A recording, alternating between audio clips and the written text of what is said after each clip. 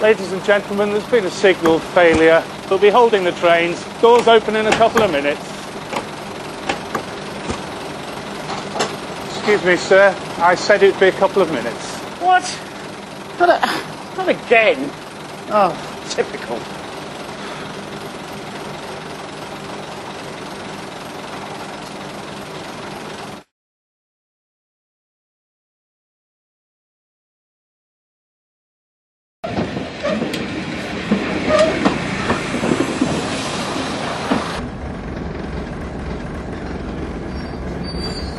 Ladies and gentlemen, there's been a signal failure. We'll be holding the trains. Doors open in a couple of minutes.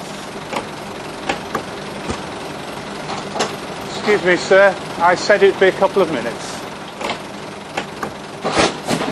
This door, I need to get in this train. Excuse me, sir. I said it'd be a couple of minutes. Get on the train. I said doors will open in a couple of minutes. I need to get this door open. I have a valid ticket and I need to get on the train. Stop it or you'll break it. I need to get on this train. I need assistance. Assistance needed, platform 3. Assistance, platform 3. I must get on this train. I have a valid ticket. Let me get on the train. I need to get on the train. Stand back, please, sir. Stand back now. Sir. I need to get on the train. Sir. Sir, please.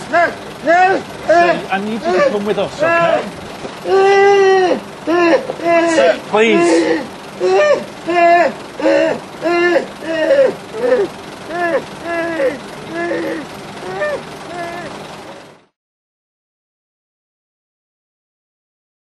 And I found this guy in a yellow jacket and I presumed that he worked for the station. I tried to explain what the problem was and I swore, and I don't know why I swore, I think I was just out of frustration.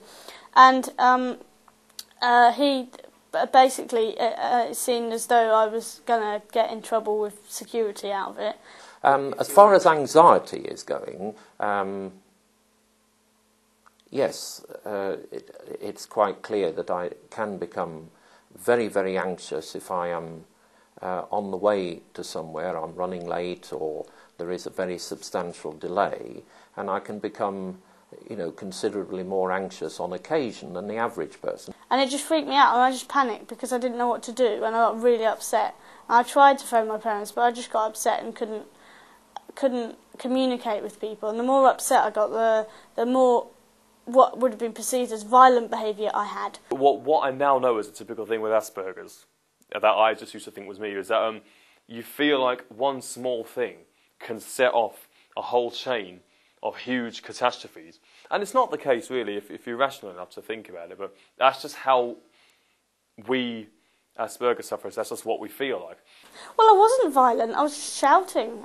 I needed help and I couldn't communicate with anybody because I couldn't explain what the problem was because it was too long to explain and people wouldn't wait long enough for me to explain.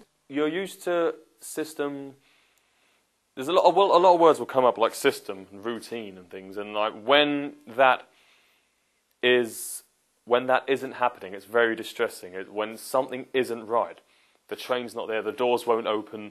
They would have seen that behaviour as aggressive. They would see the fact that I swore and the fact that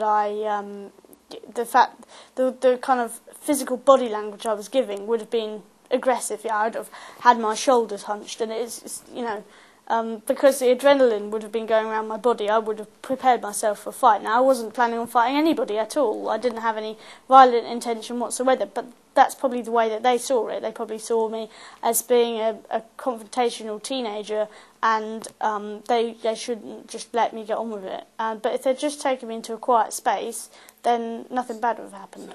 Yeah, I make myself get all worked up, and then it gets to my stop, and I think I'm going to miss my stop, and there's going to be delays galore. So yeah, I have sort of pushed through people, and not violently. Well, I don't know. I don't really remember. You just get taken over. You rush through them, and then push the door open, and then you jump off, and it's such a huge relief when you get off the train. It's an enormous relief. I don't know why. It's just how it is. I just get worked up.